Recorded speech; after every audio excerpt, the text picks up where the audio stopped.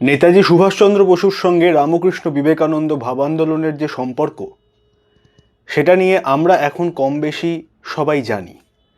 তবে আমরা হয়তো অনেকে এটা জানি না যে 1931 সালের 10ই জানুয়ারি স্বামী বিবেকানন্দের 69তম জন্মবার্ষিকী উপলক্ষে বেলুড় মঠের গঙ্গাপাড়ে যে সভার আয়োজন করা হয়, সেই সভায় কলকাতার পৌরপিতা হিসেবে নেতাজি সুভাষচন্দ্র বসু আমন্ত্রিত ছিলেন, এবং শুধু তাই নয়, সেই অনুষ্ঠানের অধ্যক্ষ হিসেবে আমন্ত্রিত ছিলেন। সেই দিন সেখানে বক্তা হিসেবে তিনি তার বক্তৃতায় এমন কিছু কথা বলেছিলেন যেটা আমাদের কাছে খুব গুরুত্বপূর্ণ, খুব মূল্যবান।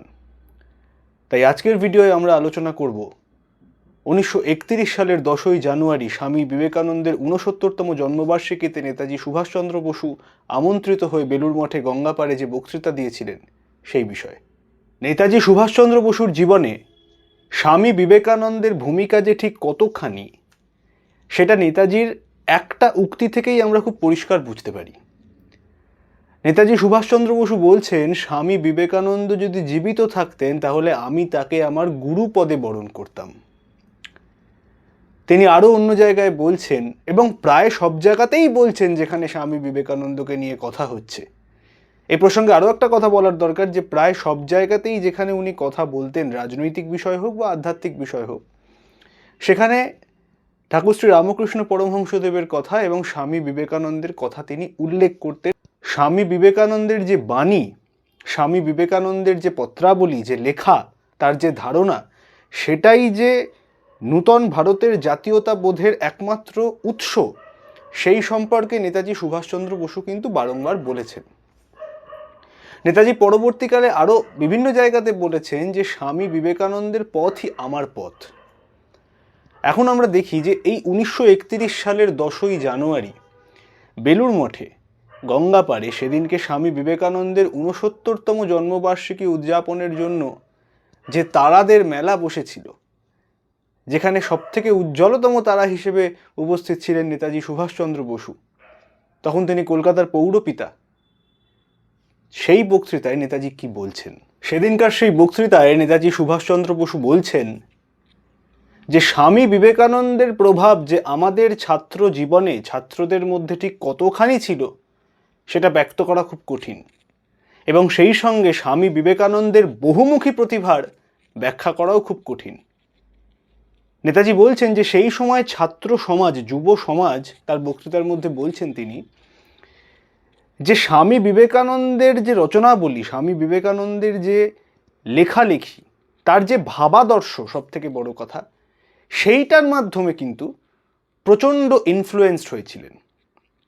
এবং নেতাজি বলছেন যে ভারতবর্ষের আশা ও আকাঙ্ক্ষাকে, অর্থাৎ ভারতবর্ষের কি চাই, ভারতবর্ষের কি অতীত গৌরব, সেই সম্পর্কে ছাত্র সমাজ কিন্তু একটা সুনির্দিষ্ট ধ্যান ধারণা, ভাবনা পাচ্ছেন স্বামী বিবেকানন্দের লেখা থেকেই।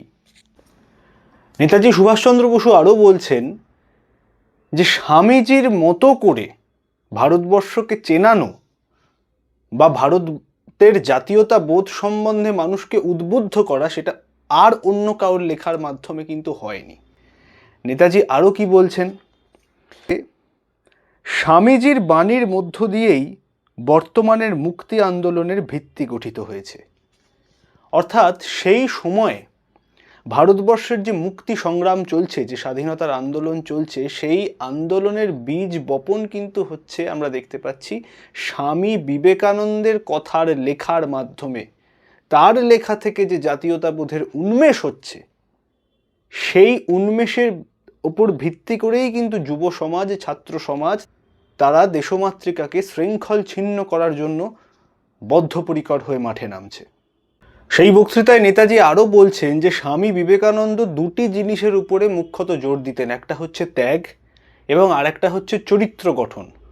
অর্থাৎ পরবর্তীকালে কিন্তু আমরা নেতাজিকেও দেখতে পাই, নেতাজি বলছেন যে ত্যাগ ও সেবা ভারতবর্ষের জাতীয় আদর্শ, এবং চরিত্র গঠন, যেটা আমরা প্রত্যেকেই জানি, স্বামী বিবেকানন্দের ম্যান মেকিং এডুকেশনের যে ধারণা, যে মানুষ তৈরি করতে হবে। স্বামীজি নানান জায়গায় শুধু এই কথাই বলছেন যে জগতের এখন একান্ত যেটা দরকার সেটা হচ্ছে চরিত্র, মানুষ চাই, ম্যান মেকিং এডুকেশন। কেবলমাত্র সেটা একটা ইনফরমেশন বেসড এডুকেশন হলে হবে না, সেটা কেবলমাত্র কেরিয়ার বিল্ডিং এডুকেশন হলে হবে না, সেটা ম্যান মেকিং এডুকেশন হতে হবে।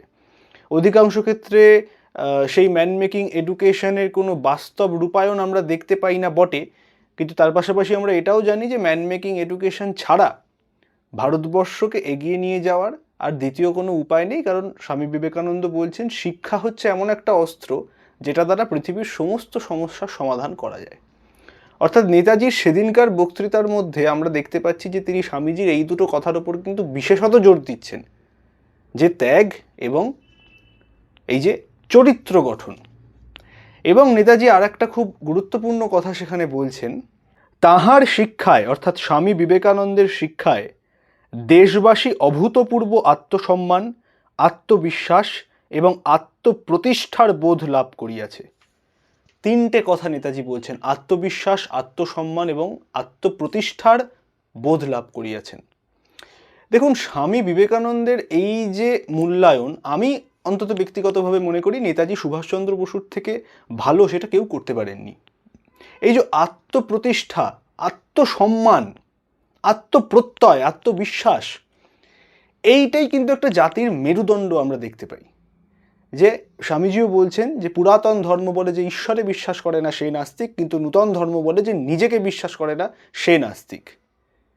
ঠাকুরের কথাতেও আমরা দেখতে পাই, ঠাকুর বলছেন যে নিজেকে জানতে পারলে ঈশ্বরকে জানা যায়। ফলত এই যে আমরা তখন দেখতে পাচ্ছি যে আমরা পরপদানত, ব্রিটিশরা আমাদের উপরে অত্যাচার করছে, আমরা নিপীড়িত হচ্ছি প্রতি মুহূর্তে, আমাদের ভেতর থেকে সেই আত্মবিশ্বাসটা, সেই আত্মপ্রত্যয়টা, নিজেদেরকে জানা, নিজেদের ইতিহাসকে জানা, ভারতবাসী হিসেবে গর্ববোধ করা, ভারত প্রেমকে জাগিয়ে তোলা, এই পথটা কিন্তু স্বামী বিবেকানন্দ দেখাচ্ছেন। সেটা নেতাজি সুভাষচন্দ্র বসুই বলছেন, এবং নেতাজি সুভাষচন্দ্র বসু নিজের কর্মযোগের মাধ্যমে, নিজের কাজের মাধ্যমে, নিজের জীবনের মাধ্যমে স্বামী বিবেকানন্দের ভাবনার যে বাস্তব রূপায়ণ সেইটা ভারতবাসীকে করে দেখাচ্ছেন।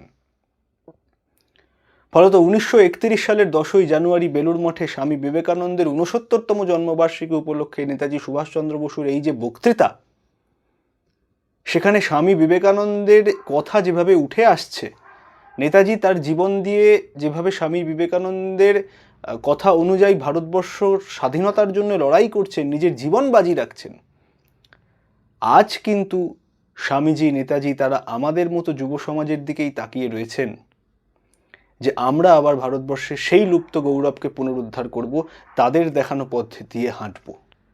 সকলে ভালো থাকবেন, দেখা হবে পরের ভিডিওয়। জয় হিন্দ।